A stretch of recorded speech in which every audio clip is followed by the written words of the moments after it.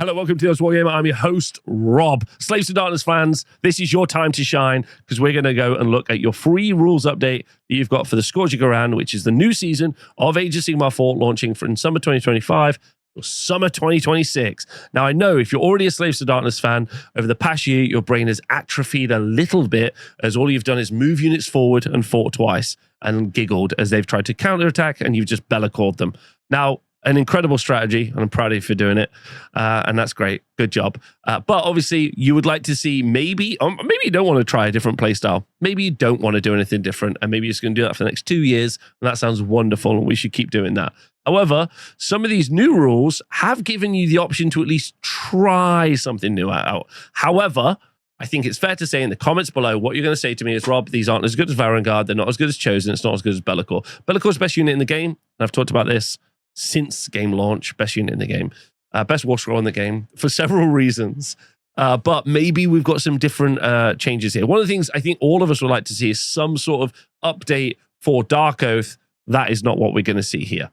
But Theridons get interesting. First thing, you get 2 new battle formations. You get Chaos Horde, which gives you the ability Devotees of Ruin, where once per turn in your hero phase, you can pick a friendly Warriors of Chaos unit. Now, Warriors of Chaos is a keyword you can find located on Chaos Knights, Chaos Warriors, not Warriors of Chaos, Chaos Warriors, Chaos Knights, Chosen as an example. Then you pick up to 2 friendly Dark Oath units, another keyword, that do not have a pledge to Chaos, which is your allegiance ability. If you're new to Age of Sigmar or you're new to Slaves to Darkness, it's the allegiance ability they have where they can pick units and give them certain buffs, which last for the whole game. So then you pick 2 Dark Oath units that do not have a pledge, and then wholly within 12 inches of the Warriors of Chaos unit until the start of your next turn, the targets have the pledge to Chaos keyword, the same as that Warriors of Chaos unit. Now, unfortunately, that does mean it's not like for the whole game like a pledge normally is. It's only for the start of the turn. The real question you want to ask yourself is what units of Dark Oath do you really want to be buffing with which attacks and why? Now, obviously, with your Dark Oath units, they're not very armored or heavily armored like your normal Warriors of Chaos units. So normally they have like a 5-up save. They're pretty fragile. They don't have as large health pool as well. So generally, they're pretty weak. So taking the Marker Nurgle for the 6-up ward save or being upgradable, as we'll see later, to the 5-up ward save kind of seems okay. But again, it's inconsistent because it only lasts for a certain amount of time. Taking the Mark of Khorne, so I get plus attacks, is pretty interesting. And having a bunch of like frenzied little dudes running forward, or even the Fell Riders, as an example, with extra attacks, might be a really nice and clever idea. But again, it's a lot of work when, and I can hear people saying right now, Rob, I can just push forward some Chosen and make them fight twice. I understand and I agree with you. So it's a lot of work to do, probably not as much. So anything. Okay, so now the other battle formation is the Champions of Chaos battle formation, and it gives you the Paragons of Darkness passive. You add 2 to the attacks characteristic of melee weapons used by friendly, non-monster Slaves to Darkness heroes. This is where it gets super exciting. I'm using the Age of Index website here. You can see that the Ogroid Mimrodon here is not a monster. Okay, not a monster, but it is a hero. So we're going to be able to give this bad boy, who's got 6 attacks in close combat and has an additional 2 attacks if he's taken any damage this turn. So now we're up to 10, and if we pledge them to Khorne, we're up to 11 attacks. Hitting on 3s, wounding on 2s, only rend 1, which is a bit of lame, but damage 3. Now, where it gets really exciting is you can see this isn't once per turn army. Ogroid Mimrodon's only 150 points. Do you want to take 10? Is that a stupid idea? Answer probably yes, but you can have quite a few of these. Now, next point is 2 units of Ogroid, 2 characters or two instances of an Ogroid Mimrodon as good as Chosen or Varangard. No, it's not. But at least it's interesting. At least it's something interesting, right? 130 points now. Sorry, they've got cheaper. They're 130 points. So at least it's interesting. Maybe 2 units, 260 points. 8 health, 4-up save, no ward save, only moves 6 inches. Is that enough? We'll have to see, but probably not. But it is fun and interesting. Maybe it'll make some fun and interesting games with your friends. Maybe it'll tie in really well with something that we could potentially see from one of the latest like battle tactics when we see them come out. Okay, yeah, but an excuse to actually play the Mimrodon is nice. I agree. I agree. All right, so we're going to move on to the artifacts. There are 3 to choose from. The first one, at the end of any turn, you can use the Amulet of Chaos. You pick a visible enemy unit within 12 inches of this unit with the enemy target. Then you can pick a friendly Dark Oath infantry unit in combat with that enemy unit. Then you roll a bad D3, and on a 2+, you inflict an amount of more damage on the enemy target equal to the roll. If there's any friendly, if there is a friendly target, return a number of same models equal to the roll. So it's only Dark Oath infantry, so that means you can't bring back a bunch of Fell Riders.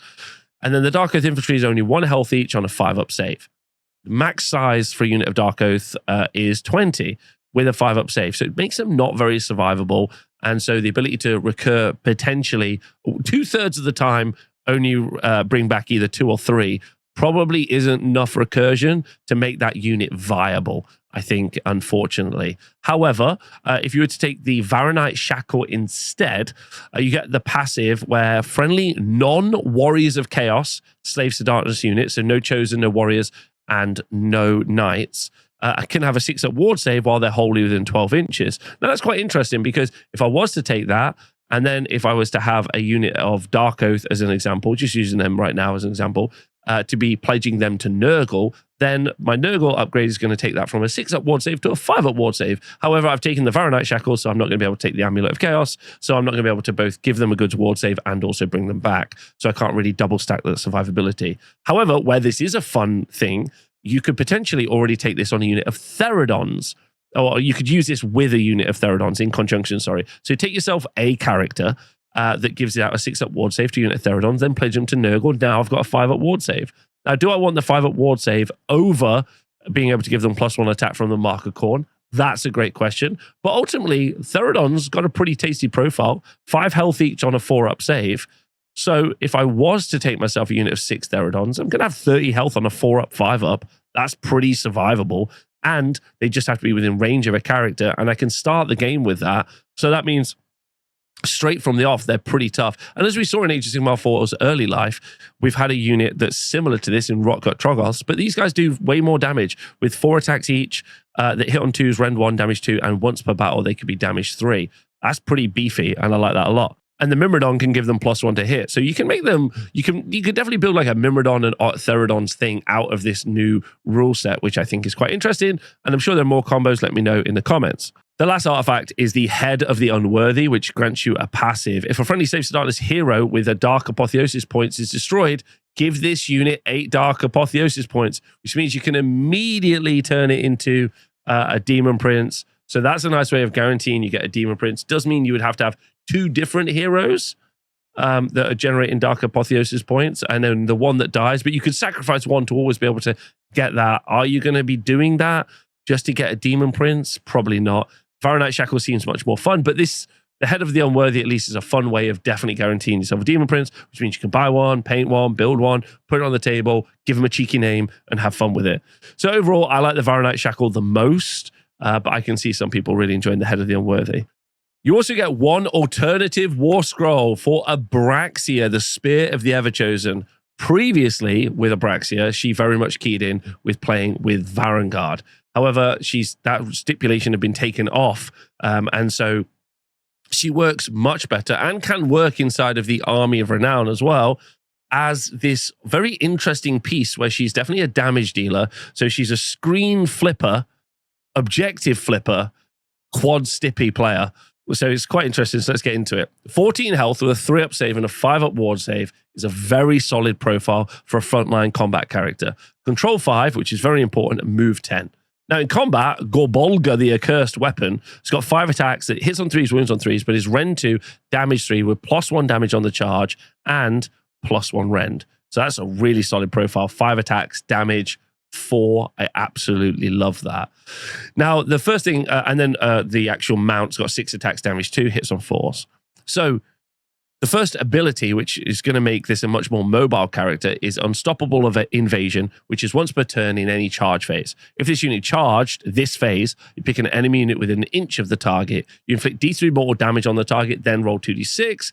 This unit can move that distance up to the value of roll. It can pass through models in the target unit, but must end that move in combat. But importantly, not in combat with the original unit. So you could bunny hop over to a different unit And then obviously this happens all before the pile-in phase. So as long as you get within the combat range, which is 3 inches, then you can be very clever with your movement and positioning. This is a very interesting ability you can do lots with.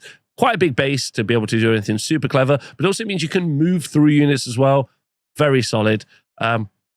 Because you can pass through models in the target unit, so you can literally jump a screen. That's why screening's kind of dead in AOS 4, because there's so many units, especially with the command ability power through, that just skip stuff. You can't really like block stuff, so that's really good. Now, the bad bit on this War Scroll is the Champion of the Undivided ability, which is done in your combat phase. This actually has a quad stippy.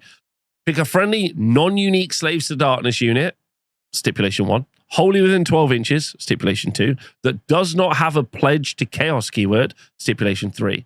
For the rest of the turn, you can add 1 to the rend characteristic of melee weapons used by the target while they are contesting an objective you do not control, stipulation 4. So 4 stipulations to give yourself +1 rend. I think the idea with this, though, is you charge into an objective and then you get a unit to fight with +1 rend to try and clear the objective. And that's the whole goal here. Obviously, it also works in the Army of Renown as well, because you're not necessarily pledging units to Chaos. But in the main army, if you're playing with the main army, normally you have very few units that are pretty elite and they're all pledged to Chaos because it makes them better. So I can see this not being that useful. However, a very fun ability over here is Unending Will to Conquer. At the end of any turn, if this unit is contesting an objective you do not control, you heal D6 to this unit. Now, this is really important because of how things work. Abilities happen before you check to see who controls an objective. So you could clear an objective.